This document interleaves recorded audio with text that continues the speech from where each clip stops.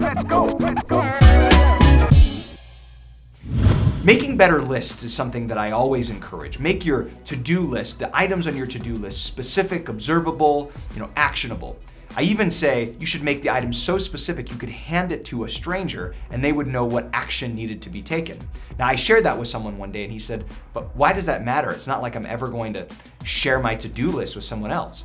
I said, yeah, but when you have something vague on your to-do list like oil change, how long does it take you every time you see oil change to remember what the very next step is and where you're at on the steps of finishing the oil change? How much time do you waste trying to remind yourself what mom's birthday means on your list, or white paper, or other vague things like that? It saves you time and it minimizes list fatigue when your items are very specific. Hey guys, if you like this video, visit my website at oneproductiveminute.com to download free resources.